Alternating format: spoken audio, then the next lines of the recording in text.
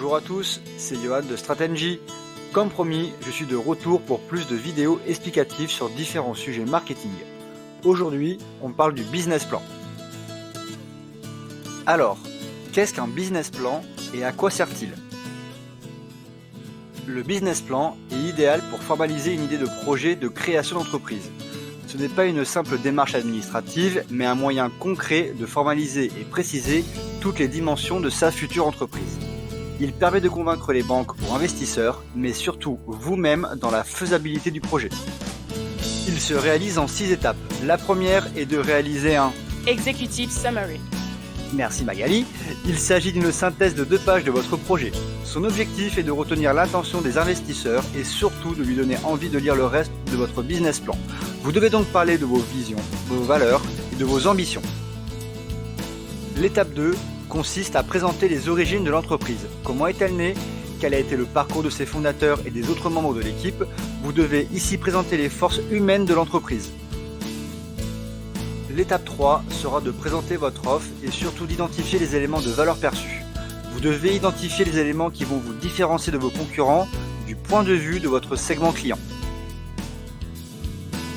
Justement, en parlant de votre segment client, il est temps de réaliser l'étude de marché qui est l'étape 4. À qui vendez-vous votre offre, qui sont les concurrents directs et indirects, ou encore identifier les tendances du marché. Autant de questions indispensables pour analyser la demande d'aujourd'hui et de demain. Attention, l'étape 3 et 4 peuvent être réalisées simultanément. Une fois que vous avez identifié votre segment et l'offre qui répond à ses besoins, vous devez maintenant mettre en place votre plan marketing. Vous devez ici justifier de votre stratégie pour articuler l'ensemble de votre business model. Prix, produits, communication et distribution sont les grands classiques du marketing. Mais attention, vous devez aussi identifier vos ressources, capacités et compétences clés et surtout la mise en œuvre dans votre chaîne de valeur. Partie souvent négligée, mais le choix du statut juridique de l'entreprise est un point extrêmement important dans votre business plan.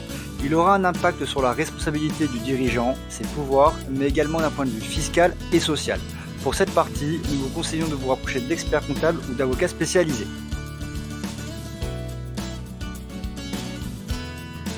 Tableau d'investissement, plan de trésorerie, tableau d'amortissement, BFR, autant de tableaux qui vont permettre une application comptable de votre projet.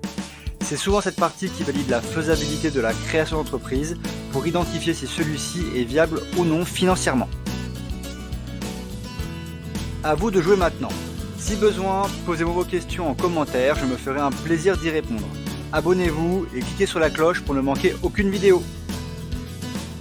Merci à Magali pour son intervention dans la vidéo. On se retrouve aussi sur les réseaux sociaux, Twitter, LinkedIn et Facebook et sur le site internet strategy.com. À bientôt!